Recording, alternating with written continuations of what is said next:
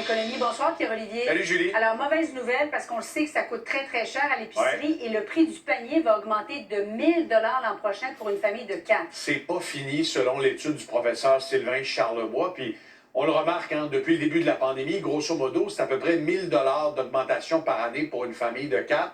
Et ça inclut le resto et le prix du panier d'épicerie. Regardons justement ces chiffres-là. Ce sont les prévisions pour 2026. On estime donc que pour s'alimenter, il en coûtera pour un ménage 995 de plus. La facture totale, elle avoisine les 17 500 Écoutez, pour bien des ménages, c'est l'équivalent d'un salaire. C'est une hausse entre 4 et 6 Et le prix de la viande, évidemment, le rayon des protéines, c'est vraiment là où le bas blesse, avec des augmentations projetées encore pour l'an prochain de l'ordre de 5 à 7 Oui, tu parles de viande parce que c'est le prix du bœuf qui est en partie responsable de cette augmentation. Absolument, parce que du moment, Julie, où le prix du bœuf augmente, puis vous le voyez avec le rôti de bas de palette qui désormais coûte ce que la bavette coûtait il y a 2 ans, ça entraîne dans son sillage des hausses de prix pour d'autres protéines, comme celle du poulet. On verra des augmentations en 2026 parce que les gens délaissent le bœuf pour d'autres types de protéines animales.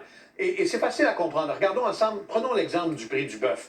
À l'heure actuelle, il y a moins de vaches, il y a moins d'animaux. Le cheptel bovin a réduit au fil des dernières années, ce qui a propulsé les prix à la hausse. Donc, moins d'animaux sur le marché, moins de bœuf, de bouvillons disponibles, et on a eu droit à des prix records en 2025. Attention, ces hausses de prix ne sont pas terminées. Si on regarde le prochain graphique, et ça va nous aider à saisir ce qui se passe, regardez le cheptel bovin depuis plusieurs décennies. Regardez entre 2020 et 2025, donc à l'extrême droite de l'écran, on a une contraction du nombre de bouvillons. Donc, ce que vous voyez là, le graphique, les lignes en bleu, le nombre de bouvillons baisse d'année en année. Et les prix, donc la ligne brisée en blanc, les prix augmentent jusqu'à des niveaux records. Et c'est tout simplement lié à l'offre et à la demande. Il y a moins de fermiers qui élèvent des bouvillons et il y a donc moins de bœufs disponibles.